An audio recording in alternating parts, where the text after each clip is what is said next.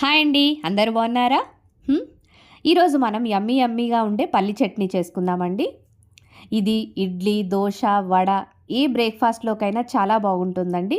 So దీనికోసం ముందుగా మనము ఒక పెద్ద గ్లాస్ పల్లీలు తీసుకొని ఇలా వేయించుతాం. మీడియం ఫ్లేమ్లో వేయించుతామండి. పొట్టు కాస్త మనకు అర్థమవుతుంది మీడియం ఫ్లేమ్లో వేయించుతూ ఉంటే.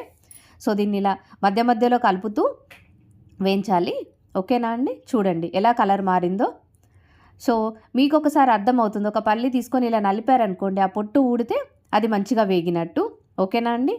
సో ఇలా వేగిందంటే స్టవ్ ఆఫ్ చేసేసేయండి. ఓకే, స్టవ్ ఆఫ్ చేసి కాస్త చల్లగా అయిపోయాక దీన్ని మంచిగా నలిపేసేయండి పొట్టంతా. సో పొట్టంతా నలిపేసి చెరిగేసాక ఇదిగా ఇలా అయిపోతుంది.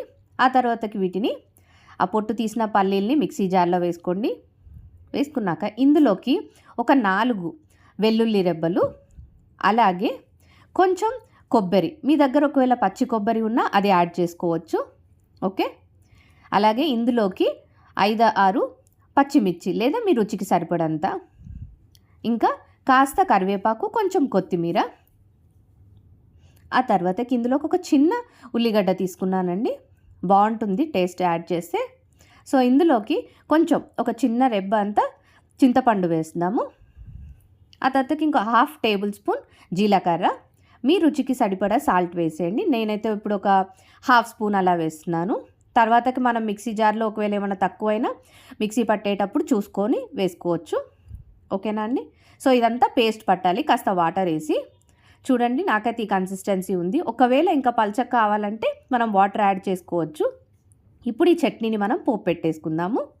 సో పోపు కోసం ముందుగా మనకు కావాల్సినవి కాసిని ఎండుమిర్చి, ఓకే, కొంచెం కరివేపాకు, కొంచెం కొత్తిమీర. సో ఒక ప్యాన్ తీసుకున్నా నేను, అందులో 2 to 3 టేబుల్ స్పూన్స్ అలా ఆయిల్ వేయండి. ఆయిల్ కాస్త వేడవనివ్వండి. అది వేడయ్యాక 1 స్పూన్ ఆవాలు, 1 స్పూన్ జీలకర్ర,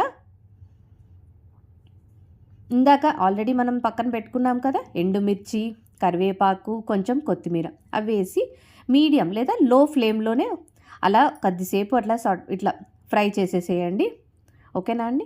అలా ఒక 1 మినిట్ అయిపోయాక దాన్ని బంద్ చేసి కాస్త చల్లగా అయ్యాక దీన్ని మనం ఆల్రెడీ పక్కన పెట్టుకున్న చట్నీ దాంట్లోకి వేసి మిక్స్ చేసేద్దాము. ఓకేనా అండి? సో ఏ బ్రేక్ఫాస్ట్లోకైనా చాలా బాగుండే పల్లీ chutney ready. Hope you like it.